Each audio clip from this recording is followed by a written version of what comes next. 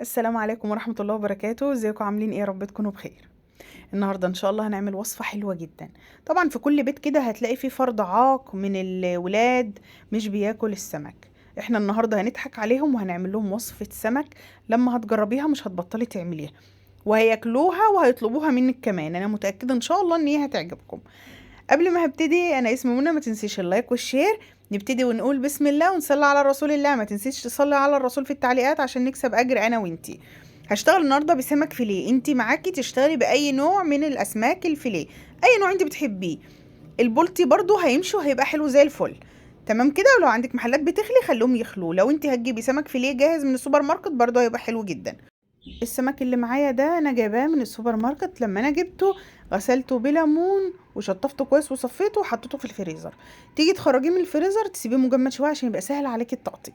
ابتديت ان انا اقطعه شرايح زي ما انتوا شايفين كده، وهبتدي ان انا اتبله. تتبيله السمك مش بتطول ولا حاجه. اي نوع سمك يا جماعه ما تطوليش عليه في التتبيل. بالكتير قوي تسيبيه في التتبيل ربع ساعه. ابتديت ان انا اجيب 3 فصوص كده من التوم وافرمهم، وعصير 1 ليمونة، ومعلقتين 3 من الخل. بالنسبة للتوابل بتاعتي معايا معلقة من الملح. انا هشتغل بمعلقة اللي هي الصغيرة. معلقة الملح كبيرة شوية، وربع من الكزبرة والشطة والفلفل الاسود، ومعلقة صغيرة من الكمون، ومعلقة صغيرة من توابل السمك المشكلة. توابل السمك هتلاقيها متوفرة عند العطار، وفي منها بواكي كمان. هنركن بقى السمك بتاعنا على جنب، ونجيب بولة كده ننزل عليها بكوبايتين من الدقيق، عليهم معلقتين من النشا. بالنسبة للتوابل اللي هضيفها على الدقيق، معلقة من البصل البودر والثوم البودر والكزبرة والكمون، وشوية كده من الشطة، وشوية من توابل السمك. وطبعا انا بقلل شوية توابل في الكفر ده لان انا طبعا متبلة السمك. وهجيب شوية مية كده. انا قسمت الخليط بتاع الدقيق ده في بولة. انا هيبقى عندي خليط سائل وخليط جاف. ابتديت ان انا انزل بشويه ميه كده واقلب لحد ما يبقى معايا سمك الخليط زي ما انتم شايفين كده، زي الكريب. والسمك بتاعي خلاص. انا يا دوب على ما بخلص الدقيق والخليط السائل بيبقى كده السمك بتاعي زي الفل. ابتديت ان انا اخد قطعه كده من الفيليه انزلها في الخليط السائل، وشلتها صفتها نزلتها على الدقيق. وابتديت ان انا آم، انفضها كده في الدقيق زي ما انتم شايفين. شفتوا كاني ايه بقى بقعد اشيل واحط فيها كده، ولما اجي اطلعها اديلها نفضه بسيطه خالص. وجبت طبق رصيت فيها الكميه اللي انا هعملها. طبعا انا هعمل كميه هتكفي مقلايه. في زيت سخن على النار ببتدي ان انا اخلي النار بتاعتي وسط، مش عاليه قوي ولا هاديه قوي. وانزل بالسمك علشان ايه؟ لازم الزيت يبقى سخن لان مش عايزينه يشرب الزيت. تمام كده. يبقى الزيت حامي، ما يبقاش بارد، علشان كمان الكفر بتاعنا ما يفكش. ابتديت ان انا اسيبه كده براحته على النار المتوسطة.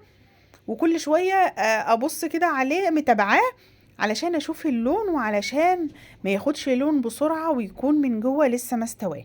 ابتديت ان انا اقلبه كده على الناحية التانية لحد ما ياخد كده اللون الجميل اللي انت حباه. وهتبتدي ان انت تطلعيه. حابه ان انت تطلعيه على مناديل مطبخ متوفره، خير وبركه. عندك شبكه تبقى برضو خير وبركه. ما عندكيش لا ده ولا ده، يبقى رغيف عيش من البلدي بتاعنا بتاع الفرن هيشرب الزيت وهيبقى زي الفل. قبل كده انا قلت لكم الكلام ده في فيديوهات كتير. ما توقفيش نفسك على حاجه، رغيف العيش هيقوم بالواجب. بتحمري اي حاجه بتحمريها، رغيف العيش هيبقى معاكي حلو جدا ومنقذ للمواقف اللي زي دي. ابتديت ان انا اطلع كده السمك بتاعي. ولو عندك مصفى بقى قديمه، ممكن لو الزيت اتعمل قوي فيه حاجات وقعت او حاجات محروقه، ممكن تشيليها بالمصفى زي ما انا هعمل كده. انا بعمل كده وبيبقى الزيت معايا زي الفل. بعمل فيه مثلا مرتين 3. تمام. وابتديت ان انا انزل الدفعه التانية من السمك بتاعي، واتابعه برضو يتحمر زي ما انتوا شايفين. انا بهدي كده وبعلى ما جيت اخرج السمك كنت مهديه النار. وابتديت ان انا اعلي النار على الزيت تاني علشان ما يشربش معايا السمك، ما ياخدش الزيت اللي في المقلايه ويشربه.